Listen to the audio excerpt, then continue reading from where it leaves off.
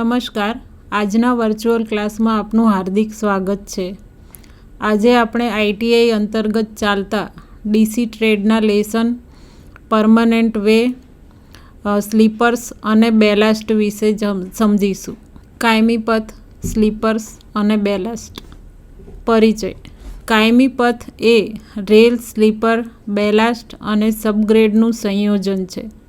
Rail sleepers પર fit કરવામાં આવે છે અને ફિશ પ્લેટ્સ દ્વારા જોડાય છે. સ્લીપર્સ બેલાસ્ટ પર યોગ્ય રીતે અંતરે હોય છે. બેલાસ્ટ તૈયાર પેટાગ્રેડ પર રહે છે, જેને રચના અથવા તો ફોર્મેશન કહેવાય છે. રેલ્સ જે ગર્ડરની જેમ કાર્ય કરે છે, વ્હીલ લોડને સ્લીપર સુધી પહોંચાડે છે.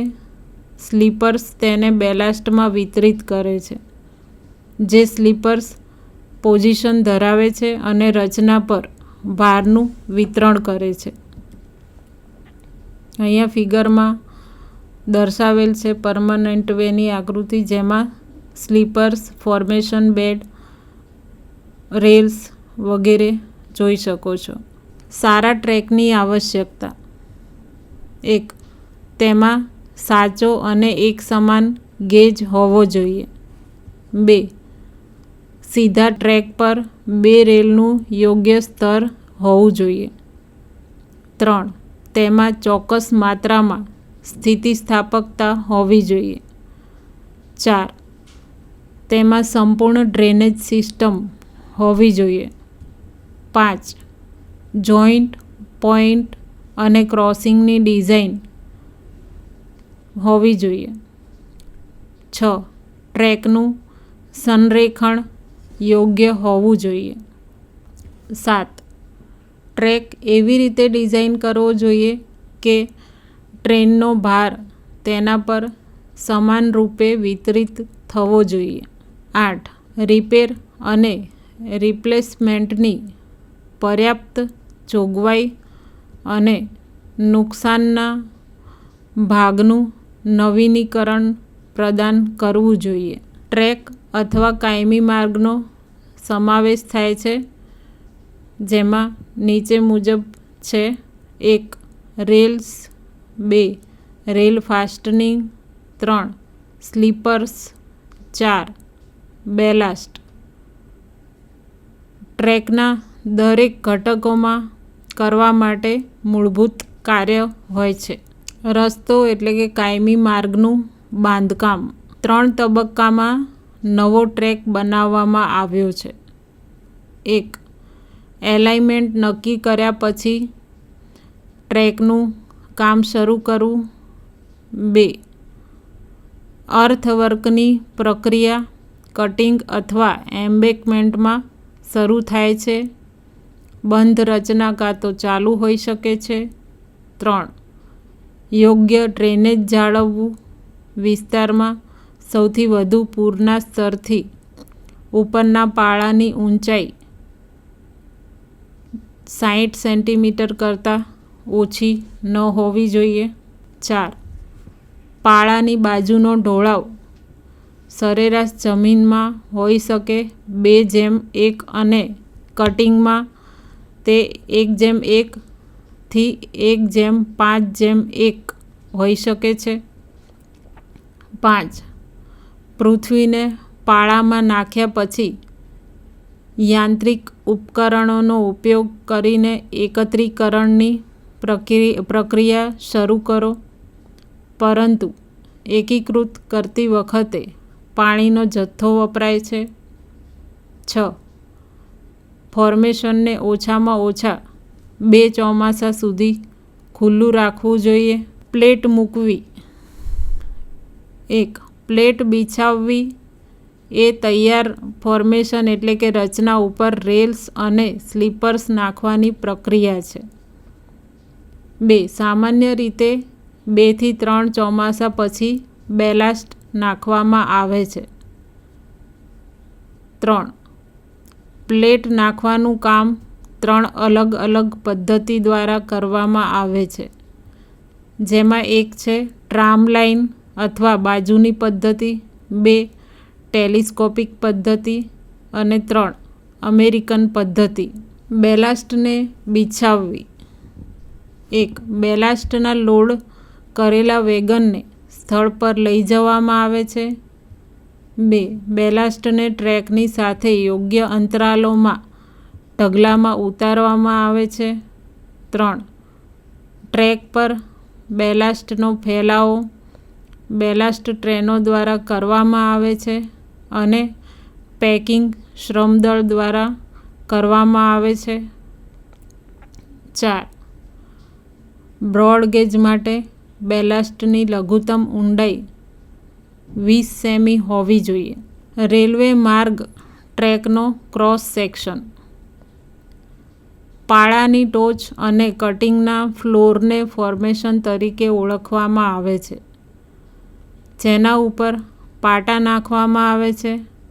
ટ્રેક નાખતા પહેલાં પ્રથમ રચના એટલે કે ફોર્મેશન તૈયાર કરવામાં આવે છે. 1. રચના એટલે કે ફોર્મેશનની સાથે ટ્રેકના ગેજ, ટ્રેકની સંખ્યા ટ્રેક વચ્ચેની જગ્યા પર આધાર રાખે છે.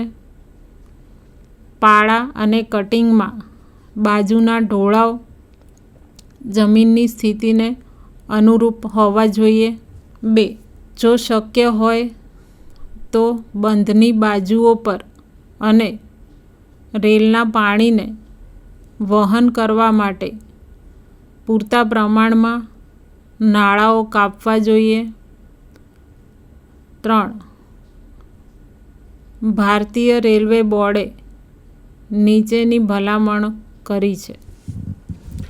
બ્રોડ ગેજના પરિમાણો. એ.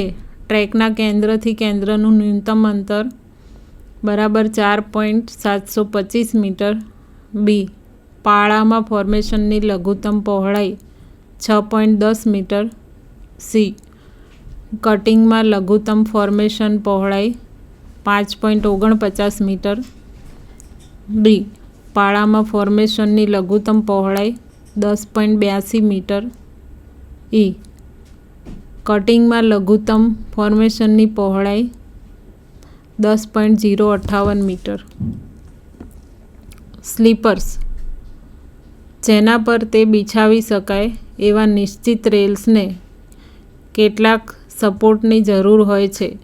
રેલ માટે આ ટ્રાન્સવર્સ સપોર્ટ જાણીતા છે. સ્લીપર્સ તરીકે જે રેલ્સને જરૂરી હોય તે રીતે અલગ રાખે છે.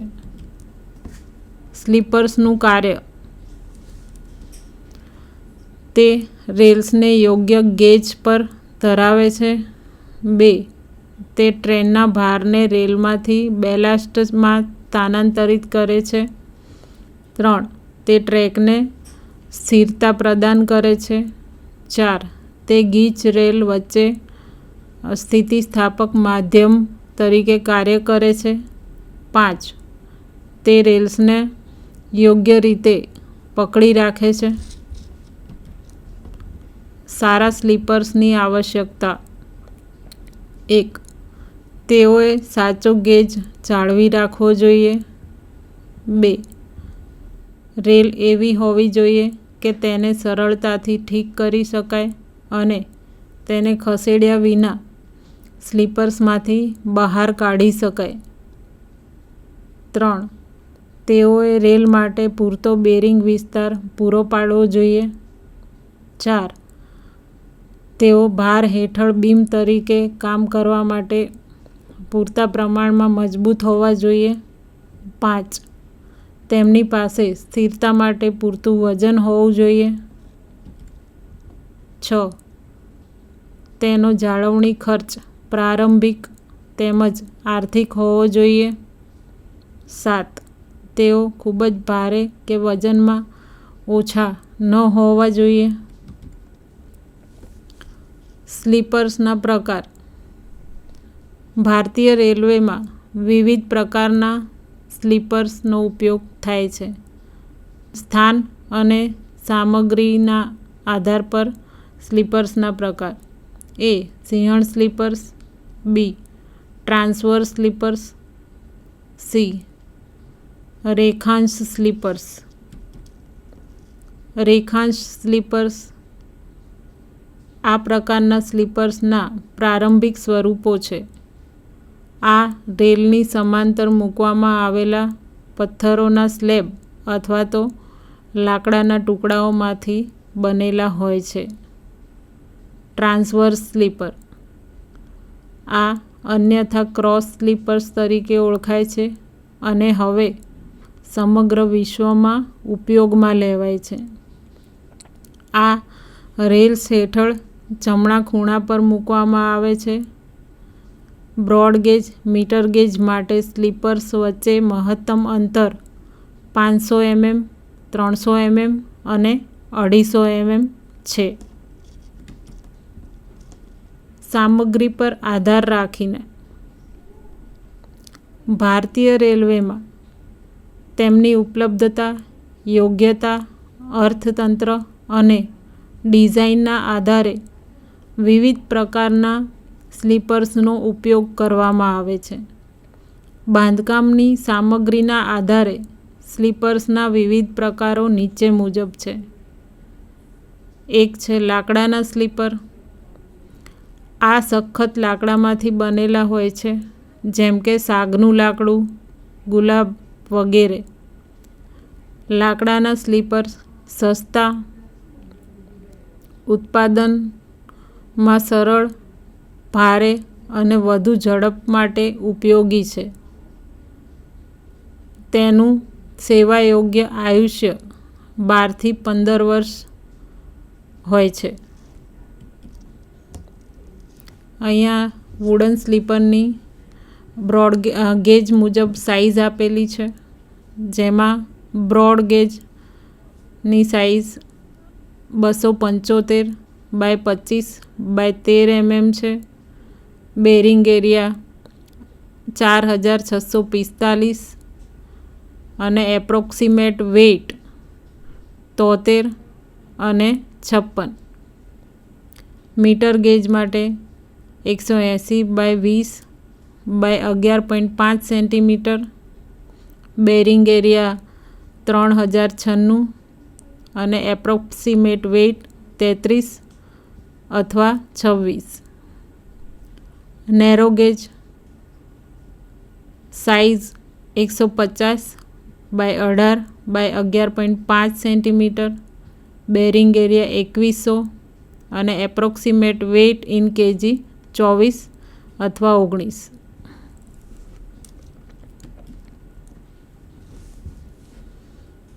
CSI ઓફ ટિમ્બર સ્પેસીસ એમાં 1 નંબર ટિમ્બરના નામ છે અને એનો CSI આંક લખ્યો છે. એમાં 1 નંબર ચીર, જેનો CSI 54 છે. 2 દેવદાર, જેનો CSI 63 છે. 3 FIR ફીર, જેનો CSI 58 છે. 4 સાગ, જેનો CSI 112 છે.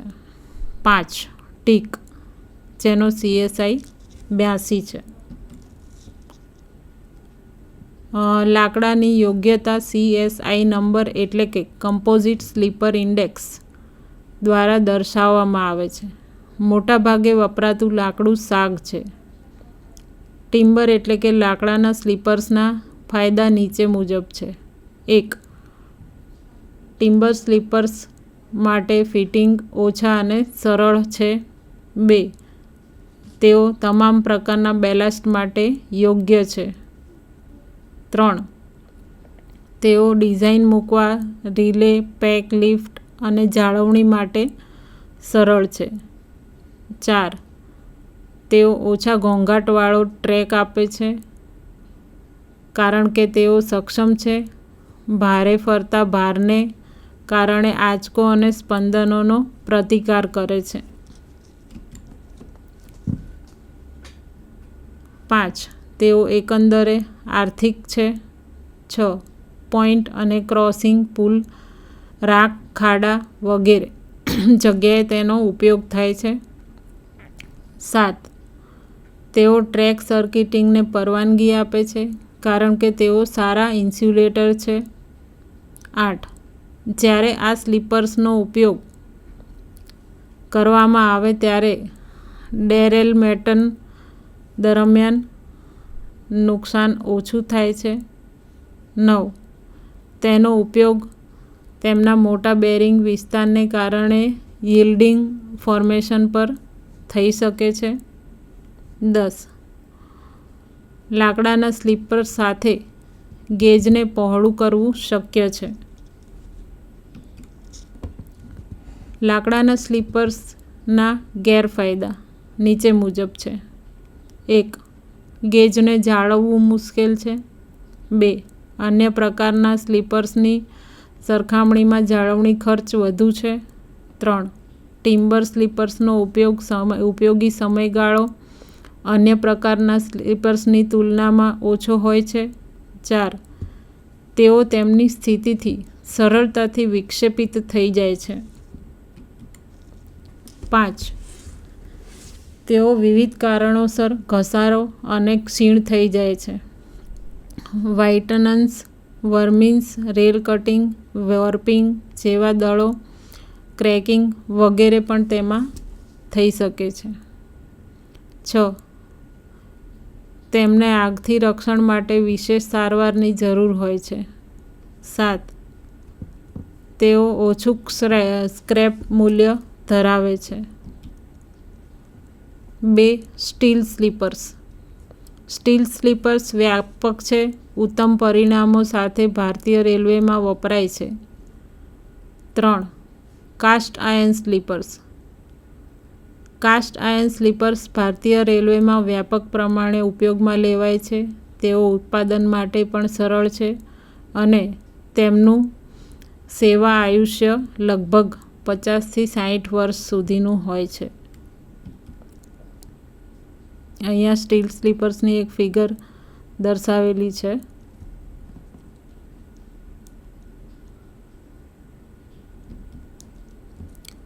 કાસ્ટ આયર્ન સ્લીપર્સના પ્રકાર. A. Pot sleepers. Pot sleepers દરેક રેલની નીચે મૂકવામાં આવેલ 2 બાઉલના સ્વરૂપમાં હોય છે અને ટાઈ બાર દ્વારા એક સાથે જોડવામાં આવે છે. B. Plate sleeper.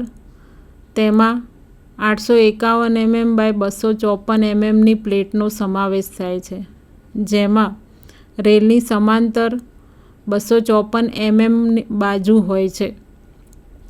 પકડ પૂરી પાડવા માટે પ્લેટને તળિયે પ્રોજેક્ટિંગ રિબ આપવામાં આવેલી હોય છે. સ્લીપર પ્લેટો ટાઈ-બાર દ્વારા સમગ્ર ટ્રેક પર જોડાયેલ છે. અહીંયા પ્લેટ સ્લીપરની એક આકૃતિ દર્શાવેલ છે, જે તમે જોઈ શકો છો.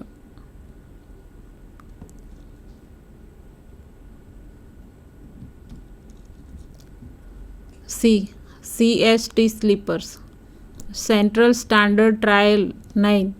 આ સ્લીપર પોટ, પ્લેટ અને બોક્સનું મિશ્રણ છે, જે ફિગર નંબર 3માં દર્શાવેલ છે.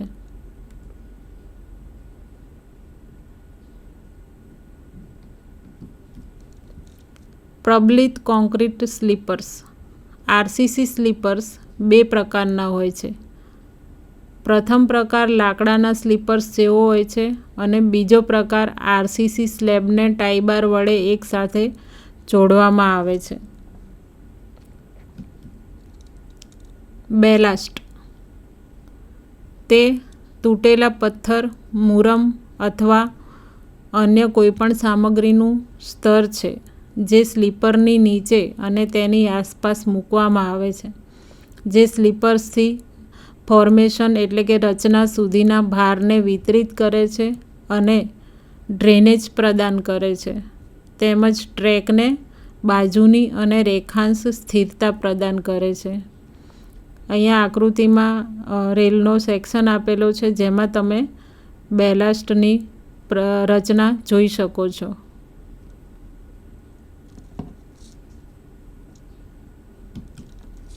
પેકિંગ અને બોક્સિંગ. સ્લીપરમાંથી ટ્રેનના ભારને પ્રસારિત કરવા માટે બેલાસ્ટનો કેટલોક ભાગ સ્લીપરની નીચે ચુસ્તપણે ઘૂસી જાય છે અને જેને પેકિંગ તરીકે ઓળખવામાં આવે છે. સ્લીપર્સની બાજુની અને રેખાંશની હિલચાલને રોકવા માટે ઢોળાવ પર ઢીલી રીતે ભરાયેલા અને સ્લીપર્સની આસપાસ ફેંકવામાં આવેલા બેલાસ્ટનો ભાગ બોક્સિંગ તરીકે ઓળખવામાં આવે છે. બેલાસ્ટના કાર્યો: 1. તે સ્લીપર્સને યોગ્ય રીતે પાયો પૂરો પાડે છે. 2. તે સ્લીપર્સમાંથી લોડને રચનાના મોટા વિસ્તારમાં સ્થાનાંતરિત અને વિતરિત કરે છે. 3. તે ટ્રેકની સારી સવારી આરામ મેળવવા માટે સ્થિતિસ્થાપકતા વધારે છે. 4. તે ટ્રેકને બાજુની અને રેખાંશ સ્થિરતા પ્રદાન કરે છે. 5. તે ટ્રેકની સમાનતા અને સંરેખણ જાળવવા માટેનું સરળ માધ્યમ પૂરું પાડે છે. તે ટ્રેકને અસરકારક ડ્રેનેજ પ્રદાન કરે છે. 6.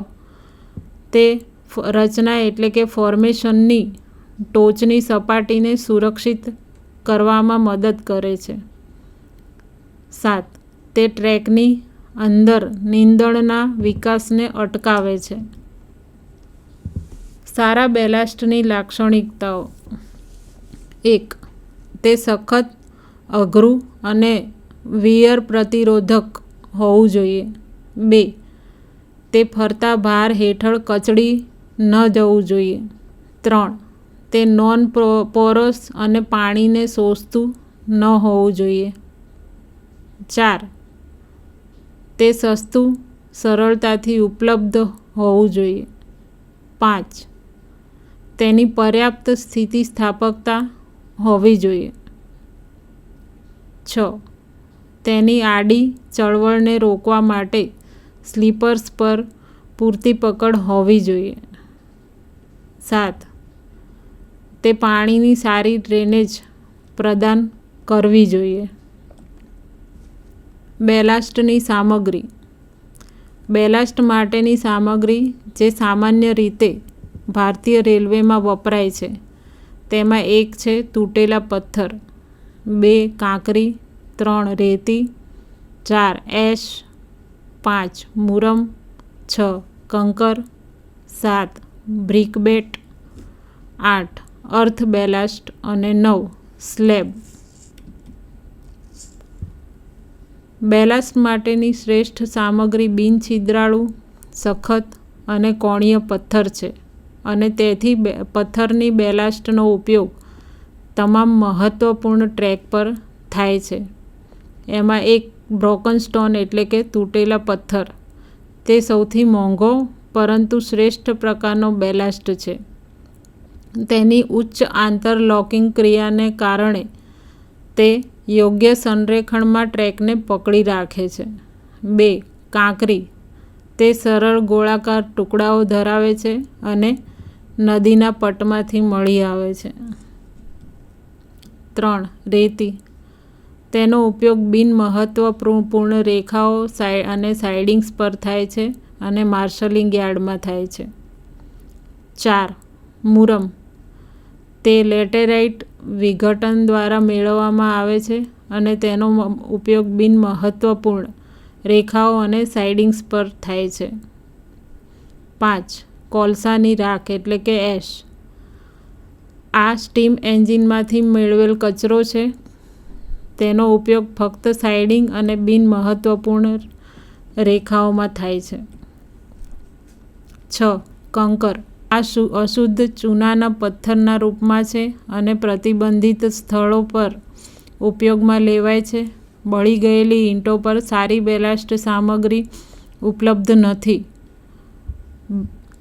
7 બ્રિક બેલાસ્ટ અમુક જગ્યાએ જ્યાં પથ્થરોના બેલાસ્ટ ઉપલબ્ધ ના હોય ત્યાં બળેલી ઈંટોના બેલાસ્ટ વાપરવામાં આવે છે જેને બ્રિક બેલાસ્ટ તરીકે ઓળખવામાં આવે છે. 9 સ્લેગ તે વિસ્ફોટમાંથી મેળવેલ કચરો ઉત્પાદન છે. ભઠ્ઠીઓ અને વિદેશી દેશોમાં व्यापकपणे उपयोग में लेवाय छे। में क्या कहते हैं, पीवे कहते हैं। और इसका एक अगला नाम है जिसे क्या कहते हैं हम, रेलवे ट्रैक। अब रेलवे ट्रैक या परमानेंट वे या पीवे क्या होता है, कॉम्बिनेशन होता है किसका, रेल्स का, स्लीपर का, ब्लास्ट का और किसका, सब ग्रेड प्लस इनको ज्वाइंट करने के लिए जब हम यूज़ करते हैं उसको क्या कहते हैं, हम फास्टनिंग कहते हैं। तो इन सब का एक जो कॉम्बिनेशन हमारा बनता है उसे क्या कहते हैं, हम परमानेंट वे। हम देखते हैं कि रेल क्या होता है, ठीक है। अब रेल का कई लोग कंफ्यूज होते हैं कि ट्रेन को समझ लेते हैं रेल, ठीक है। ट्रेन को हम रेलगाड़ी कहते हैं, बल्कि रेल क्या होते हैं, जो तुमने लॉन्गिट्यूडनल देखा होगा जिसके ऊपर हमारी क्या चलती है, ट्रेन चलती है। जो ट्रेन के पहिए जहाँ पे बैठे होते हैं ना, उनको हम क्या कहते हैं, रेल कहते हैं। अगर हम इंजीनियरिंग टर्म में कहें तो ये क्या होता है, हमारे कंटिन्यूअस गर्डर होता है जो हमारे एक्सेल लोड को क्या करता है, कैरी करता है, ठीक है। और ये बहुत ही हाई कार्बन स्टील से क्या हो रखा होता है, बना हुआ होता है। अब ये क्या करता है, जो हमारा मूविंग व्हील लोड है ना ट्रेन का, उसको एक पॉइंट लोड में क्या करता है, कन्वर्ट करता है। और उस लोड को कहाँ ट्रांसफर करता है, स्लीपर्स में ट्रांसफर करता है, ठीक है। अब रेल्स हमारे मेनली 3 टाइप के रहते हैं। पहला रहता है बुल हेडेड रेल, दूसरा रहता है डबल हेडेड रोल, और तीसरा रहता है हमारा फ्लैट फुटेड रेल। एक काफ़ी इंपॉर्टेंट टर्म है गेज। तो गेज क्या होता है, हमारा जो 2 रेल्स है ना, उनका जो इनर फेस है, उनके बीच की जो डिस्टेंस रहती है उसको हम गेज कहते हैं।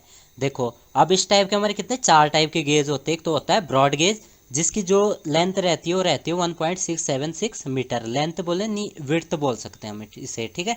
करेक्ट टर्म में बोले तो विड्थ बोल सकते हैं, ठीक है।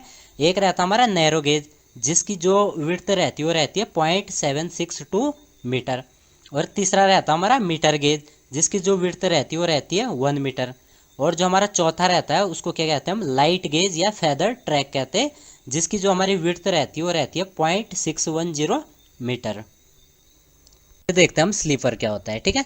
तो स्लीपर क्या होता है, हमारे एक ट्रांसवर्स मेंबर रहते हैं जो किसको सपोर्ट करते हैं, रेल्स को सपोर्ट करते हैं, ताकि जो हमारी रेल्स है ना वो क्या करें, अपनी पोजीशन पे फिक्स रह सकें, ठीक है। तो स्लीपर को हम कहाँ प्रोवाइड करेंगे, रेल्स के नीचे प्रोवाइड करेंगे और ब्लास्ट के ऊपर प्रोवाइड करेंगे।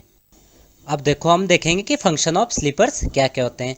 पहला तो रहता है जो रेल्स को है ये होल्ड करके रखता है, किस में, प्रॉपर गेज में रखता है।